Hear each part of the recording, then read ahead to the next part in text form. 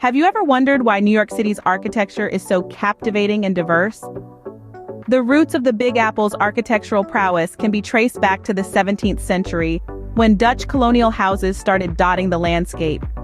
These quaint homes, with their steeply pitched roofs and broad eaves, were the first architectural statements in what would become a city famed for its design. As the city evolved, so too did its architecture. The 18th century welcomed the Georgian style, characterized by its symmetrical arrangements and classical proportions. Think red brick facades and white columns, a nod to the architectural trends across the pond in England. The early 19th century ushered in the Federal style, a refinement of Georgian architecture with a unique American twist. More delicate, more detailed, and more democratic, these buildings mirrored the young country's growing identity. This was a period of rapid growth and transformation, setting the stage for the architectural revolutions to come. As New York City grew, so did its buildings. The late 19th and early 20th centuries marked a significant shift in the architectural landscape of the city.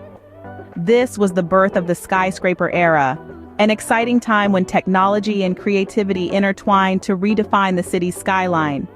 The advent of skyscrapers was largely made possible due to two key technological innovations. The first was the development of the Bessemer process in the mid-19th century, which allowed for the mass production of steel. This provided a strong yet flexible material that could support the weight of towering structures. The second was the invention of the safety elevator by Elisha Otis in the mid-1850s. This made it possible for people to comfortably ascend to the dizzying heights of these new buildings. One of the earliest skyscrapers to grace the city's skyline was the iconic Flatiron Building. Completed in 1902, this triangular marvel was one of the tallest buildings in the city at the time, standing at a height of 20 stories. Its unique shape, reminiscent of an old-fashioned iron, and its steel frame construction set a precedent for the designs of future skyscrapers. But it didn't stop there. Just over a decade later, in 1913, the Woolworth Building was completed. Touted as the Cathedral of Commerce, this neo-Gothic masterpiece was the tallest building in the world until 1930, standing at a staggering 57 stories. Its ornate terracotta facade and stunning lobby, adorned with mosaics and sculptures, showcased the opulence of the era while demonstrating the limitless potential of skyscraper design. These pioneering structures were just the beginning. As the years passed, architects and engineers continued to push the boundaries, creating taller, more innovative buildings. Each new skyscraper added another unique element to the city's architectural tapestry, contributing to the dynamic and ever-evolving skyline we know today. The skyscraper, a symbol of progress and ambition, had established itself as a defining feature of the New York skyline. The 20th century brought with it a new architectural language: modernism. This era was a period of radical change, breaking away from the ornate and elaborate styles of the past to embrace simplicity, functionality, and the use of new materials. In New York, the Modernist Movement found fertile ground, reshaping the city's skyline with its innovative vision. Two sub-movements within modernism, particularly influential in the Big Apple, were the International Style and Brutalism. The International Style, born in the 1920s and 30s, focused on volume rather than mass, regularity rather than symmetry, and the notion that form should always follow function. This aesthetic was beautifully encapsulated in one of New York's most emblematic structures, the United Nations headquarters. Designed by a team of international architects, including Le Corbusier and Oscar Niemeyer, the building's sleek glass facade and lack of ornamentation epitomized the principles of the international style. Meanwhile, brutalism emerged in the mid-20th century, deriving its name from the French term béton brut, meaning raw concrete.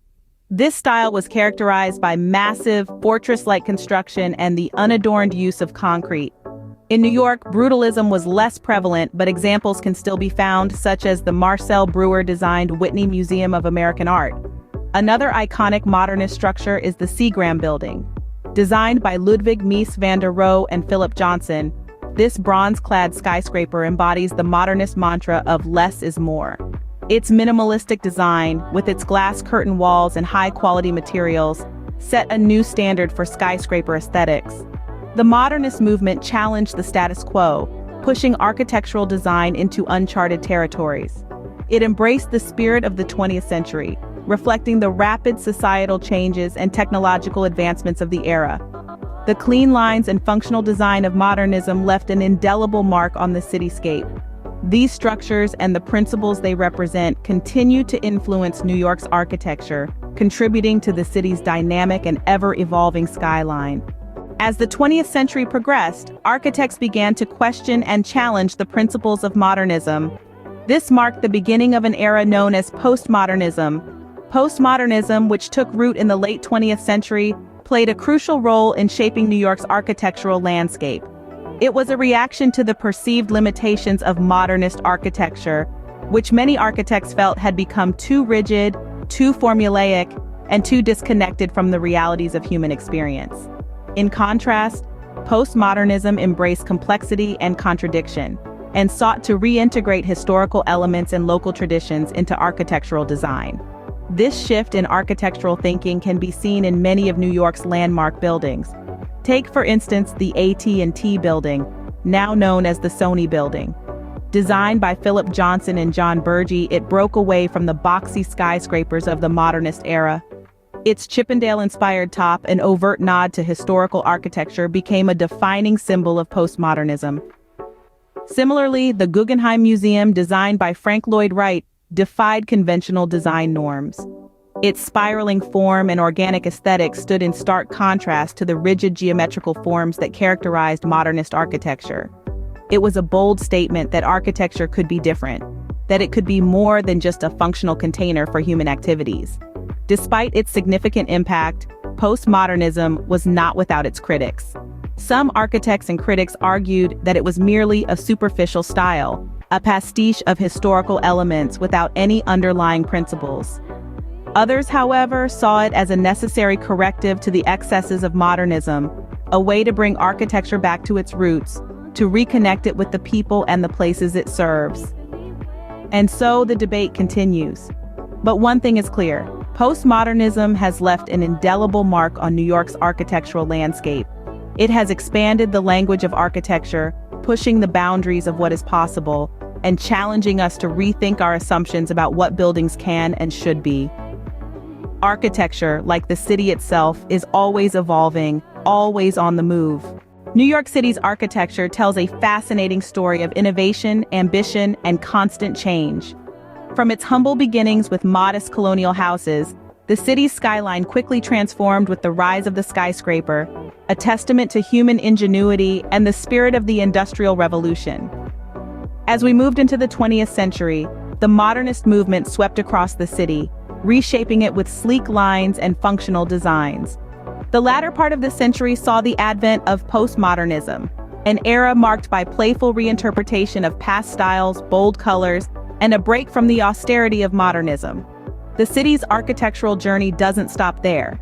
It continues to evolve, reflecting the ever-changing dynamics of this bustling metropolis. Each building, each structure tells a tale of the times it was born into, contributing to the grand narrative of New York's architectural history. Next time you walk the streets of New York, take a moment to look up and appreciate the architectural symphony that surrounds you.